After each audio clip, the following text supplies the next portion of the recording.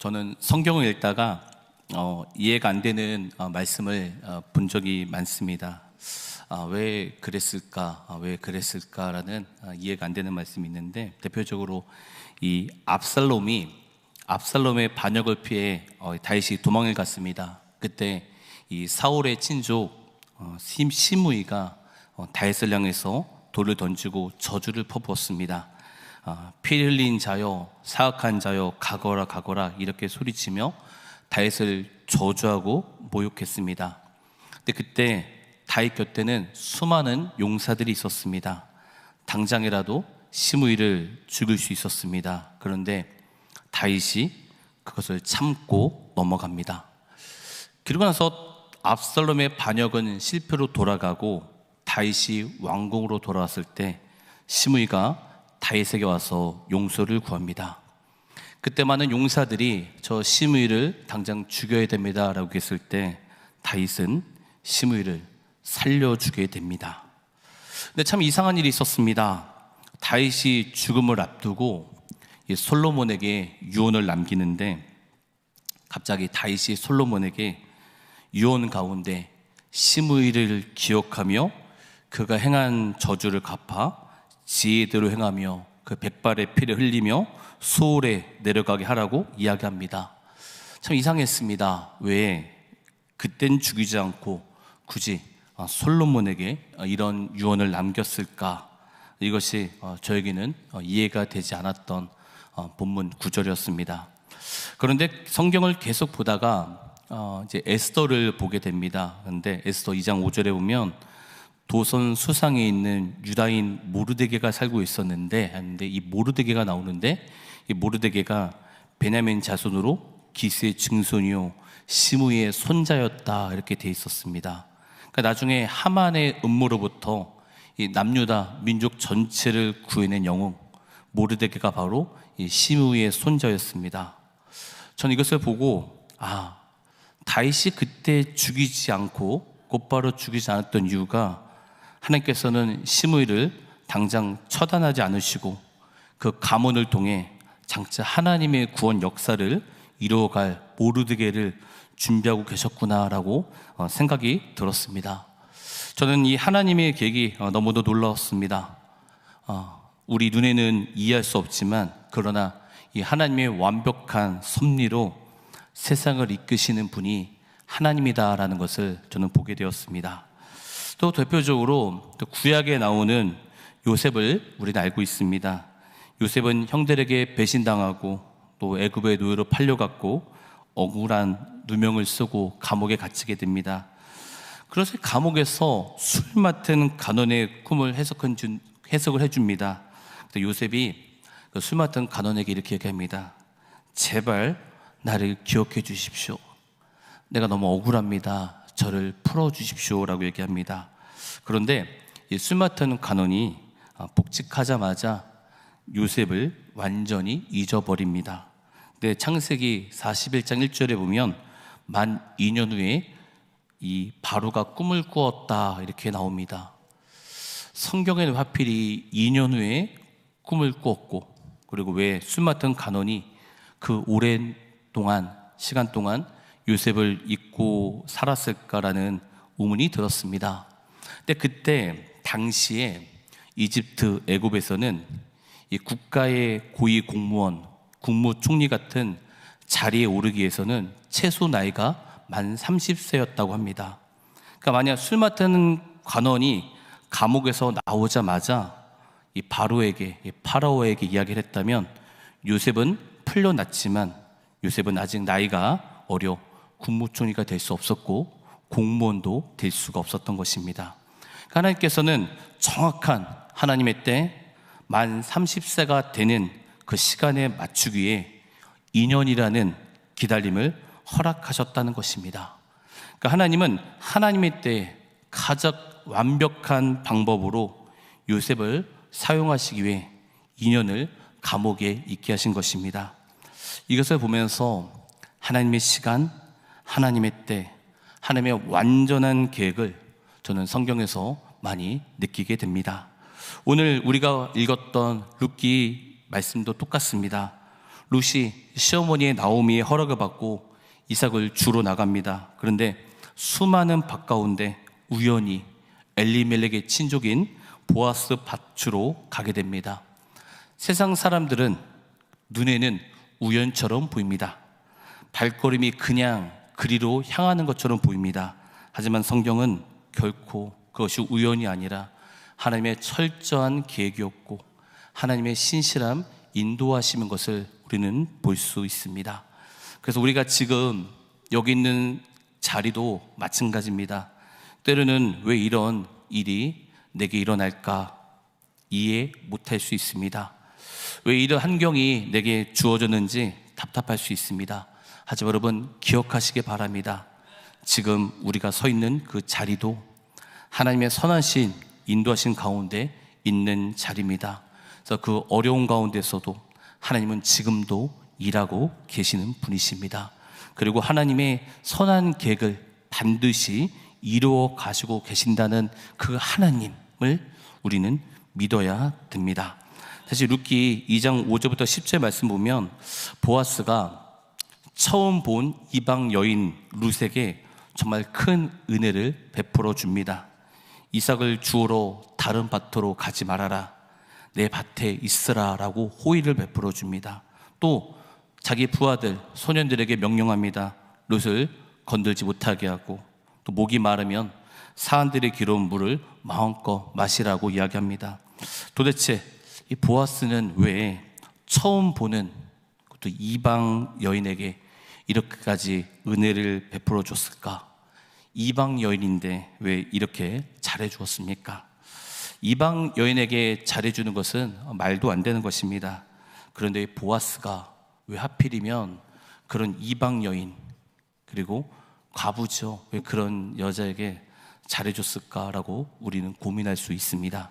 근데 그 이유를 알기 위해서는 성경의 족보를 우리는 올라가 봐야 됩니다. 마태복음 1장 5절에 보면 살모는 기생 라합에서 보아스를 낳았습니다. 다시 말하면 보아스의 어머니는 여리고성의 기생이었던 이방 여인 라합이었습니다. 그러니까 보아스는 이스라엘 공동체 안에 자라면서 어머니가 이방 사람이라는 이유 때문에 많은 손가락질도 받았을 것이고 편견도 받았을 것이고 남모르는 아픔과 눈물도 많이 있었을 것입니다. 성경에는 그 어린 시절에 자세하게 기록되지 않지만, 하지만 이방 여인인 어머니 밑에서 자라며 겪었던 마음의 아픔은 결코 적지 않았을 것입니다. 그런데 하나님께서는 그 아픔을 헛되게 하지 않으셨습니다. 모압 땅에서 남편을 잃고 시어머니를 따라 빈손으로 베들레헴까지 돌아온 이방 여인 룻, 그 처량한 모습과 그 아픔을 보아스는 누구보다 잘 이해할 수 있었습니다. 왜냐하면 자신도 이방인의 피를 이어받은 아픔과 서러움을 알고 있었기 때문입니다. 그래서 룻에게 손을 내밀을 수 있었고 품어줄 수 있었던 것입니다. 자기 어머니가 이방 여인이기에 그 아픔을 알았기에 아픔 있는 자들을 품어줬던 자가 바로 보아스입니다. 그래서 보아스가 룻에게 베푼 그 사랑과 은혜는 단순히 한 사람을 도와준 것이 아니라 그 은혜의 만남을 통해 룻은 보아스와 결혼하게 되고 그들 사이에서 오벳이 태어나게 되고 그 계보를 통해서 다윗 왕이 나오게 되고 결국 우리는 예수 그리스도가 이 땅에서 오시는 놀라운 구속사의 길을 열리는 것을 보게 됩니다. 우리는 이런 것을 보면서 우리의 삶도 마찬가지입니다. 때로는 이해할 수 없는 아픔이 찾아옵니다. 억울한 일을 당하기도 합니다. 왜 하필 나에게 이런 일이 일어나는가? 탄식할 때가 있습니다. 하지만 여러분 기억하시기 바랍니다. 우리가 정말 예수를 잘 믿는 사람이라면, 우리 안 가운데 성령이 계시는 사람이라면 그 아픔의 벼우에도 하나님은 지금도 선하게 역사하고 계신다는 것입니다. 내가 가지고 있는 그 상처와 아픔을 믿음으로 잘 이겨내면 하나님께서는 나중에 나와 똑같이 아파하는 사람들을 위로하고 살리는 귀한 도구로 우리를 사용해 주신다는 것을 여러분 믿어야 합니다. 그래서 저는 지금 계속해서 이 하나님의 때와 하나님의 인도하심과 하나님의 도우심에 대해서 말씀을 전하고 있습니다. 그런데 이 하나님의 시간, 이 하나님의 때, 이 하나님의 도우심은 성경에 나온 자들만 도우시는 것이 아니라 지금 우리에게도 하나님께서 도와주신다는 것입니다. 지금 우리 가운데 여러분 역사하시는 분이 바로 여러분 하나님 그리고 성령님이십니다. 바로 우리의 삶의 실제적인 인도자 되시는 보혜사 성령님이 계십니다. 그 성령님은 우리를 도우시고 우리를 인도하시는 분이십니다. 그렇기 때문에 우리는 그 성령님에 대해서 조금 더 알아야 됩니다. 요한복음 16장 7절에 보면 예수님께서 제자들에게 이렇게 말씀하십니다. 내가 떠나는 것이 너에게 유익이라. 내가 떠나가지 아니하면 보혜사가 너에게로 오시지 아니할 것이요 가면 내가 그를 너에게 보내리라 말씀하셨는데, 여러분 진정한 기독교 신앙은 종교적인 의무를 다하고 인간이 신을 찾아가는 종교와는 전혀 다릅니다. 기독교는 하나님께서 우리 안에 직접 찾아와 거하시고 우리와 인격적으로 대하시며 삶의 모든 현장에서 함께 동행하시고 역사하시는 살아있는 신앙이 바로 여러분 기독교입니다. 그래서 성령님은 지금도 성령님을 의지하고 함께 동행하는 사람을 통해서 역사하고 계신다는 것입니다. 그런데 안타깝게도 많은 성도들이 중요한 일을 결정할 때 성령님께 묻지 않고 자기 생각대로 자기 지혜대로 결정하다가 큰 어려움을 겪게 됩니다. 묻지 않았기 때문에 하나님의 시간, 하나님의 때, 하나님의 계획을 이룰 수가 없었던 것입니다. 성경은 그런 모습을 여러 곳에서 우리에게 보여주고 있습니다. 먼저 사울 왕입니다. 사울이 블레셋과 전쟁을 앞두고 하나님께 묻지 않고 자기 마음대로 제사를 드렸습니다. 나중에는 더 큰 문제가 생깁니다. 위급한 상황이 되자 하나님께 묻지 않고 신접한 여인을 찾아갑니다. 결국 하나님께 버림받게 되고 비참한 죽음을 맞이하게 됩니다. 왜 죽었습니까? 왜 그렇게 비참한 죽음 가운데 있었습니까? 하나님에게 묻지 않았기 때문입니다. 여호수아가 알고 있습니다. 우리가 알고 있는 여호수아도 기본 사람들이 낡은 신발을 신고 곰팡이를 난 떡을 가지고 와서 멀리서 왔다고 속이며 화친을 요청했습니다. 그런데 여호수아가 이스라엘 백성들을 하나님께 묻지 않았습니다. 여호와께 묻지 않고 그들과 언약을 맺었습니다. 그래서 결국 이 기브온 백성들과 언약을 맺었는데 결국 수백 년이 지난 사울 왕 시대에 이스라엘 백성들이 3년 동안 기근이라는 큰 고통을 겪게 됩니다. 왜 백성이 고통을 겪게 되었습니까? 하나님께 묻지 않았기 때문에 그런 일이 있었습니다.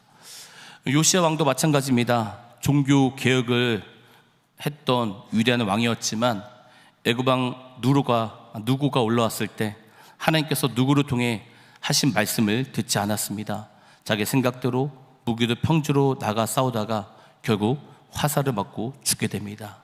왜 죽었습니까? 하나님께 묻지 않았기 때문이었습니다. 여러분, 하나님께 묻지 않았기 때문에 그렇게 실패한 모습을 우리는 볼 수 있습니다. 다윗도 처음에는 실패했습니다. 사울을 피해 도망다니던 시절 하나님 뜻을 묻지 않고 블레셋 가드왕 아기스에게로 도망갔다가 미친 사람 흉내내며 목숨을 구걸했던 적이 있습니다. 그런데 여러분, 그 이후부터 다윗은 그 실패를 통해 하나님의 뜻을 묻는 것이 얼마나 중요한지 깨닫게 되었습니다. 그래서 그 이후 블레셋이 다시 쳐들어왔을 때 다윗은 절대로 단 한 번도 자기의 경험을 의지한 적이 없습니다.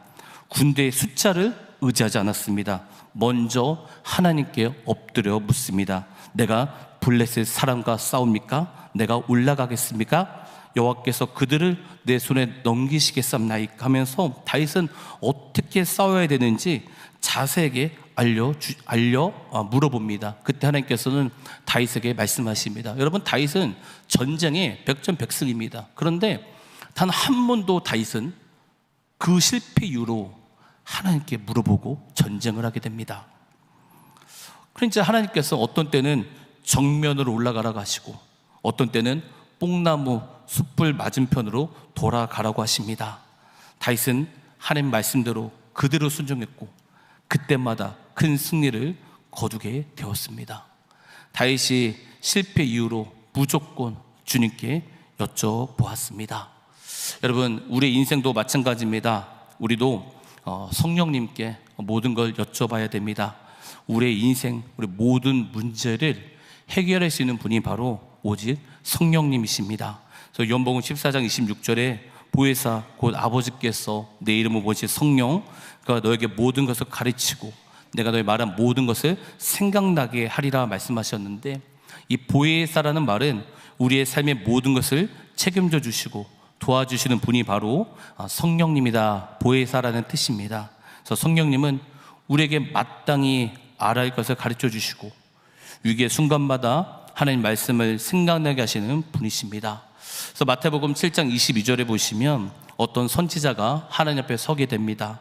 그때 이 선지자가 주님께 이렇게 얘기합니다. 제가 주 이름으로 선지자 노릇을 하며 귀신을 쫓아내며 많은 권능을 행하지 아니하였나이까 했을 때, 그때 주님께서 그 선지자에게 이렇게 말씀하십니다. 내가 너희를 도무지 알지 못하노니 불법을 행하는 자들아 내게서 떠나가라, 이렇게 말씀하십니다. 여기서 보시면 내가 너를 알지 못한다라는 이 뜻은 말씀은 사역을 많이 하지 않았다 이런 뜻이 아닙니다. 능력이 없었다 이런 뜻이 아닙니다. 하나님과 깊은 친밀감이 없었다라는 뜻입니다. 하나님과 인격적인 교제가 없었다는 것입니다. 여러분, 그렇기 때문에 사탄은 가장 큰 전략은 우리가 이 성령님과 직접 대화하지 못하게 만드는 것입니다. 성령님께 직접 묻지 못하게 하는 것이 바로 사탄의 전략입니다. 그래서 사탄은 우리 교육자들, 목사들에도 가장 역사를 많이 합니다. 바쁘게 만듭니다. 하나님과 교제하게 못하게 만듭니다. 그러면서 자꾸 자기 생각과 자기 의지대로 테크닉으로, 종교 테크닉으로 모든 걸 하게 됩니다. 왜 그럽니까? 마귀의 수법입니다. 그래서 다른 사람의 신앙에만 의지하게 만들고 형식적인 신앙생활만 하게 만드는 것입니다. 하지만 하나님께서는 이 다른 사람이 대신 물어주는 것을 원치 않으십니다.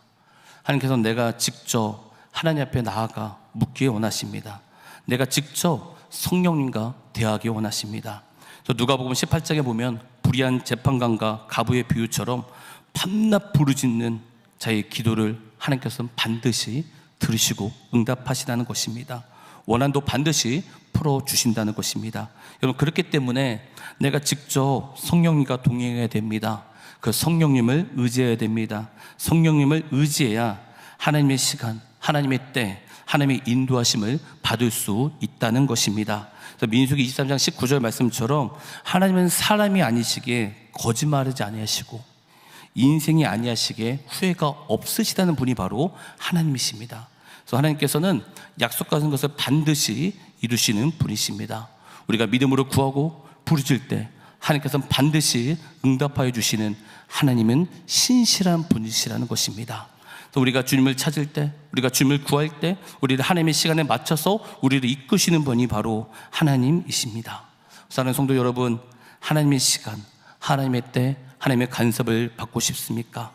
다윗처럼 모든 순간마다 저 하나님께 엎드려 하나님 어떻게 해야 됩니까?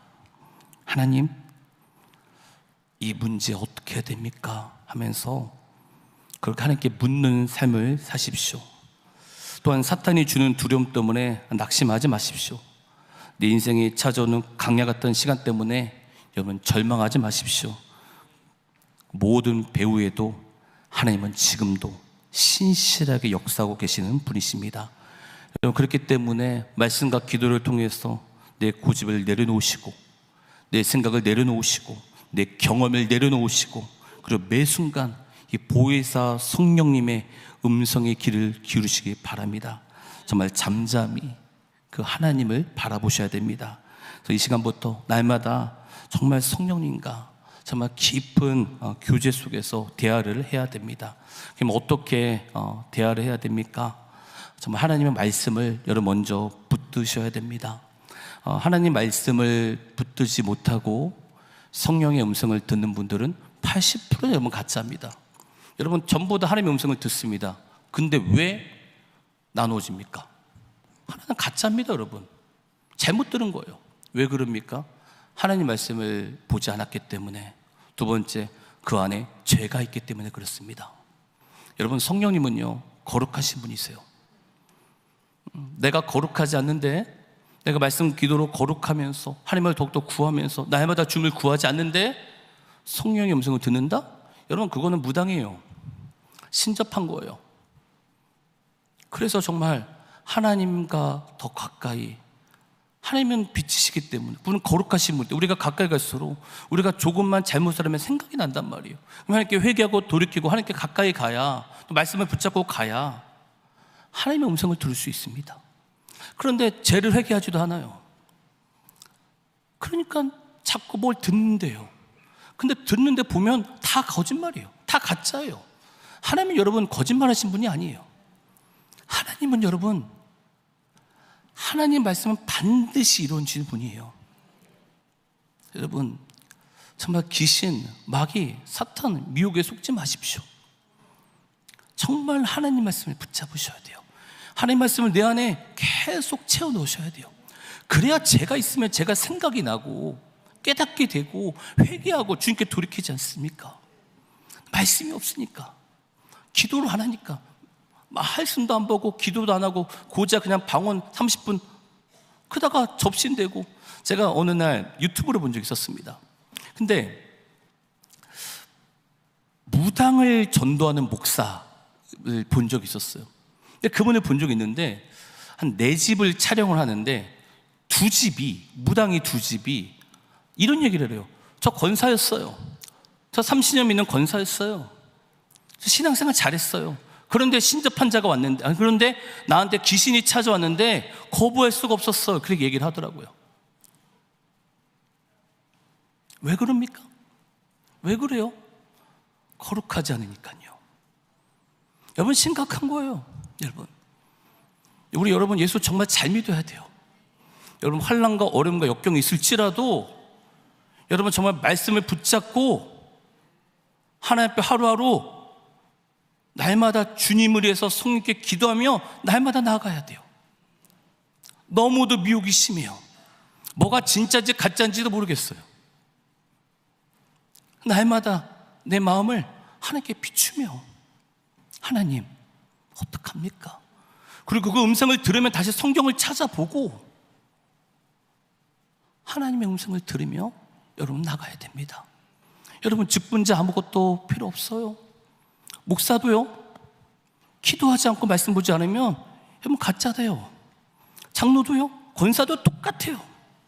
하나님이 우리한테 가서 만났을 때, 야, 아무개 목사야 그렇게 말씀하실 것 같습니까? 절대 그러지 않아요. 여러분, 우리 정말 하나님 잘 믿어야 돼요. 예수 교회 잘 다니다가 지옥 가면 얼마나 여러분 정말 어떻게 할 수 있습니까? 여러분, 정말 하나님 말씀 붙들고 그 말씀 가운데 하나님 만나시고 그 말씀을 통해서 성령의 음성을 붙잡고 성령께 나가십시오. 그리고 내가 죄를 진 것이든 빨리 죄를 끊고 하나님께 다시 돌이키셔야 돼요. 여러분, 룻이 보아스의 밭에 우연히 간 것처럼 보였지만 그 모든 배후에는 하나님의 완벽한 섭리가 있었던 것처럼 성령님이 함께 하시는 자들, 하나님의 계획 가운데 우리를 인도하십니다. 여러분, 지금 성령님을 사랑하세요. 하나님 사랑하세요. 지도자들에게 여러분 대적하지 마세요. 정말로 큰일 나요. 너무 많이 봐서 그래요. 정말 겁주는 게 아니고요. 정말 하나님 정말 살아 계시더라고요.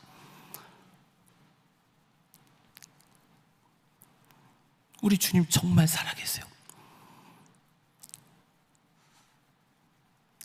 여러분, 또 하나 인도하심 받고 있는 가운데 혹시 아픔이 있습니까?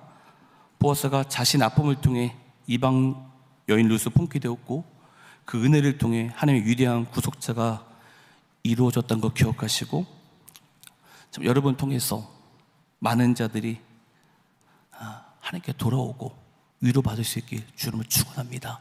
우리 같이 내일은 난 몰라요, 우리 찬양 부를 때 우리 가사를 생각하면서 같이 불렀으면 좋겠습니다.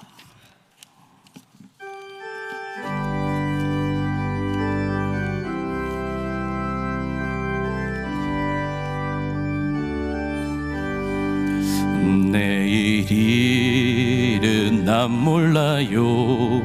하루하루 살아요. 불행이나 요행함도 내 뜻대로 못해요. 험한 이 길 가고 가도 끝은 없고 고네요. 주님 예수 발레미사 내 손 잡아 주소서. 내일 일은 난 몰라요. 장래일도 몰라요. 아버지여 날 붙드사 평탄한 길 주옵소서. 좁은 이 길 진리의 길 주님 가신 그의 길 힘이 들고 어려워도 찬송하며 갑니다. 성령이여 금성을 항상 들려주소서. 내 마음은 정했어요. 변치 알게 하소서. 내일 일은 난 몰라요. 장래일도 몰라요. 아버지여 아버지여 주신 소명 이루소서. 만왕의 왕 예수께서 이 세상에 오셔서 만 백성을 구속하니 참 구주가 되시네. 순교자의 본을 받아 나의 믿음 지키고 순교자의 신앙 따라 이 복음을 전하세. 불과 같은 성령이여 내 맘에 항상 계셔. 천국 가는 그날까지 주여 지켜. 우리 2절 부르겠습니다. 좋은 이 길 좁은 이 길 진리의 길 주님 가신 그의 길 힘이 들고 어려워도 찬송하며 갑니다. 성령이여 금성을 항상 들려주소서. 내 마음은 정했어요. 변치 말게 하소서. 내일 일은 난 몰라요. 장래일도 몰라요. 아버지여 아버지여 주신 소명 이루소서. 만왕의 왕 예수께서 이 세상에 오셔서 만 백성을 구속하니 참 구주가 되시네. 순교자의 본을 받아 나의 믿음 지키고 순교자의 신앙 따라 이 복음을 전하세. 불과 같은 성령이여 내 맘에 항상 계셔. 천국 가는 그날까지 주여 지켜. 우리 3절입니다. 만왕의 왕, 만왕의 왕 예수께서 이 세상에 오셔서 만 백성을 구속하니 참 그 주가 되시네. 순교자의 본을 받아 나의 믿음 지키고 순교자의 신앙 따라 이 복음을 전하세. 불과 같은 성령이여 내 맘에 항상 계셔. 천국 가는 그날까지 주여 지켜. 주여 불과 같은 성령이여 내 맘에 항상 계셔. 천국 가는 그날까지 주여 우리 마지막으로 불과